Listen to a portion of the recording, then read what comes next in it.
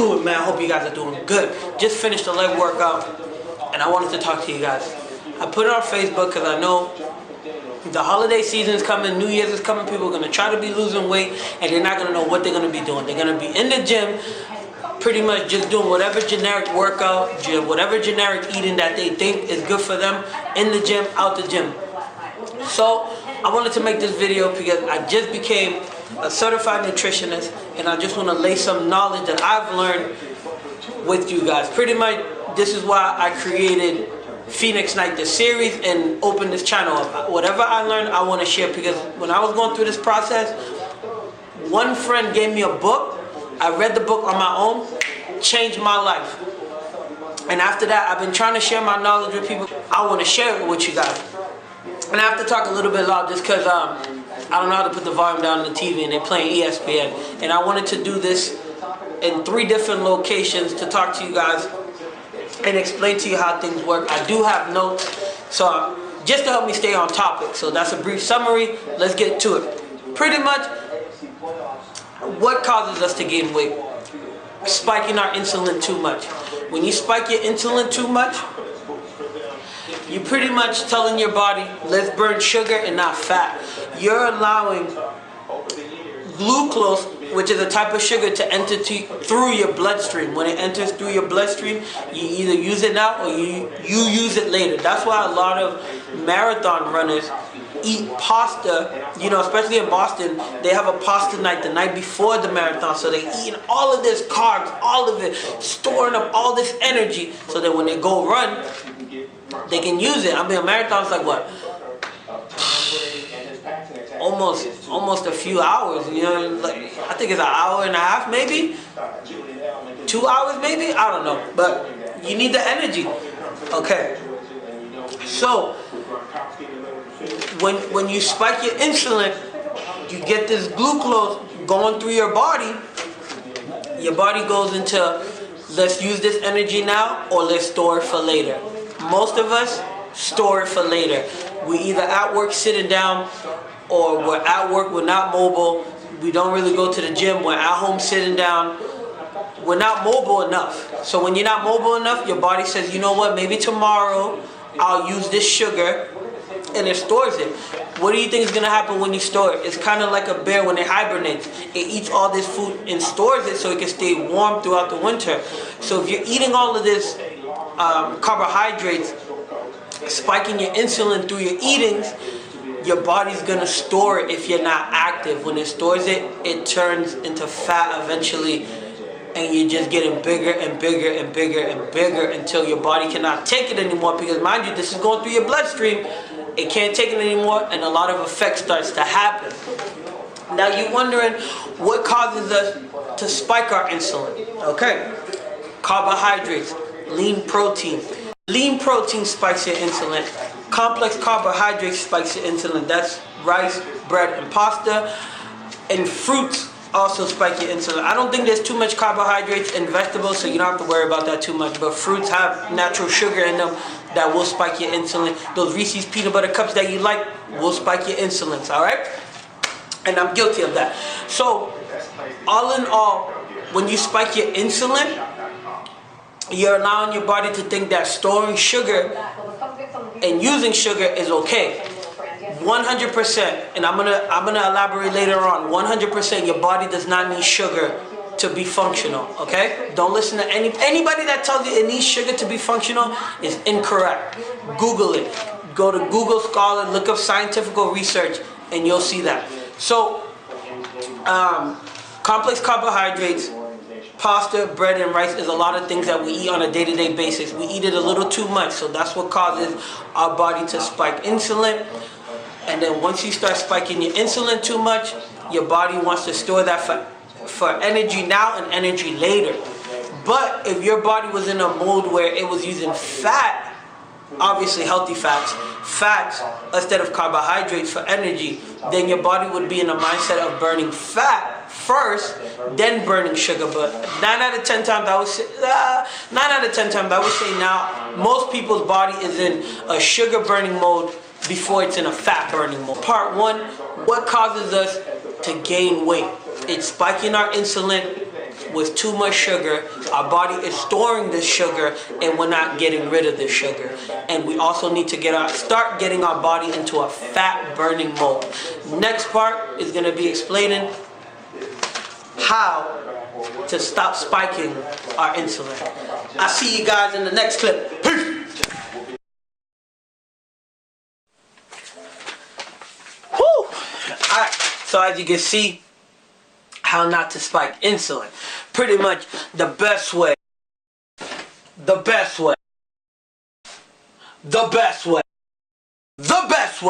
not to spike your insulin levels is eat fat.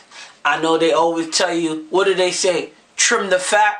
That's because they want you to spike your insulin. Alright? But yeah, literally the best way. I like to talk to with my hands a little bit. Sorry if it's bothering you guys a little bit. I'll try my best not to. But the best way to not spike insulin is to eat your fats. The fat acts as a buffer. So pretty much as that sugar is trying to be the driving force of energy, when you eat your fat's like, I'm the driving force, baby. This is my car. I'm going to control how much energy we need, how much energy we don't need, and pretty much get you going right in the right direction. If you're buffering the sugar levels being spiked in your body, then when you're trying to lose weight, you're going to burn more fat than you're going to be burning sugar. But you are going to get rid of the sugar, of course. You know, obviously, as you take in fiber, you work out, you're sweating, you're going to be sweating all the toxins out. When you urinate, you're going to be urinate toxin out. When you go to the bathroom for number 2 to get rid of that stool, you're going to be getting rid of waste. But if your body's in a mindset of burning sugar, it's going to take a longer process for it to get rid of those extra things out of your body, especially the fat. Alright? So another thing that comes up a lot that people ask themselves, and I have not done, I would say I've done 85% of the research. I'm going to be real with you guys. But there is some research out there that says that eating 6 to 7 meals a day does not do anything for your metabolism. So pretty much what that means is you don't need to eat 6 meals a day. You don't need to eat 7 meals a day. What you need is a good couple of meals, maybe 2, maybe 3 meals. Or in the last section of the video, I'll explain how you can eat 1 meal actually and still lose weight. So, but you know, 2 to 3 meals can help you lose weight. As long as you're getting meals with fat. Don't cut the fat. Have the fat with your meals, and that will pretty much buffer the spike of your insulin. Insulin is no longer to have snacks in between meals. So having breakfast, snack, lunch, snack, dinner. No snacks in between, because all you're doing is spike, spike, spike, spike, spike. There is almost 90% tons of research out there now to show that eating several meals does not help your metabolism. It actually does damage because you're spiking your insulin too much. And once you spike your insulin too much, you sugar now and you sugar later. And you don't want that. You want it to use fat now and fat later as energy to lose weight. So all in all, that's pretty much it. You want to buffer your insulin by eating fats and eating less snacks. The other thing as well is you need to find out if you're carb sensitive or not. I'm carb sensitive because I have a very small case of eczema in the back of my neck. And if I eat a lot of carbs, it starts peeling away a little bit and it stings. But that eczema is on a rise, and that's from pretty much people eating snacks, a lot of carbohydrates. It starts affecting the skin in the long run for the most part, and you want to be careful with that. When you figure out if you're carb sensitive or not, then you'll actually see how you're buffering your insulin. So a lot of people are not carb sensitive, so that's why they eat, you know, egg whites. They're eating like, you know, if you look at your macros, some people are eating like 300 grams of carbs, 200 grams of lean protein, 70 something fat.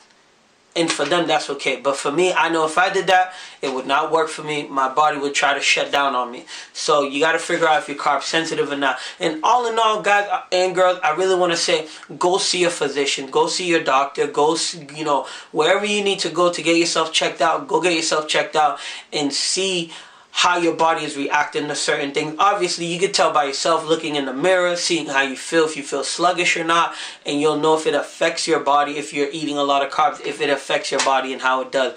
But you want to be careful. You want to go to the doctors, get yourself checked out to make sure that you're not carb sensitive or not.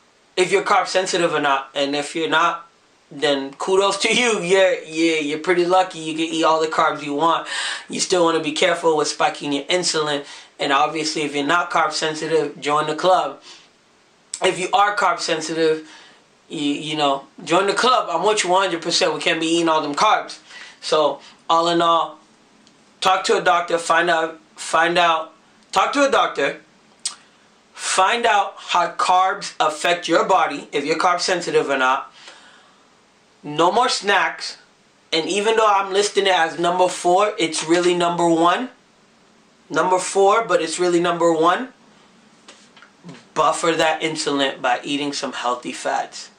Alright, I'll see you guys on the next section. Peace. So you're asking yourself, how can we stop spiking our insulin? What's going on? You're saying to yourself, wait a minute. So this is part 3, right? Previously, he said no snacks. We need to figure out if we're carb sensitive. And he's telling us we're spiking our insulin too much. Alright. Alright. Now I think you're ready. I think you're ready to know the few steps you need to take to figure out how to lose weight starting now, after you watch this video, leading into the new year, and almost for the rest of your life. So now it's time for me to let you know how to lose some weight, starting now. Number 1, combine your snacks with your meals. You will spike your insulin less. 2, make sure that you're at a caloric deficit. So that means you're eating your maintenance calories, protein, carbs, and fats to sustain yourself, but you're cutting it down by a little bit. So that means you eat a little less carbs, little less protein, little less fat, and that will help you lose some weight. 3, IF, intermittent fasting, pretty much 12 to 15 hours a day if you're not athletic or go to the gym like that, 18 hours plus if you are athletic and go to the gym. That pretty much means that for 12 to 15 hours in a day, you're not eating. You're only drinking water. You can have a black coffee if you want. Do not need to add sugar at all to your coffee because like previously I said, your body does not need sugar to be sustainable and be able to move and be active. You use fats to be active. All right? By doing that, you will spike your insulin less and you will be able to lose some fat. Okay? 4, me personally, I do not go to the doctors like that, but if you go to the doctors, have a healthy relationship with your doctor, go have that conversation with your doctor. And at the end of the whole series on how to not spike your insulin, lose weight, the key is to be happy with what you eat. Don't be bored. Eat food that make you happy, but be responsible on how you eat these foods, alright? So, with that being said, let's keep reaching Phoenix level after every meal. And if you have any questions, leave them down below. Let me know what you think, and I'm always here to help you out. I'll see you guys on the next one. Peace.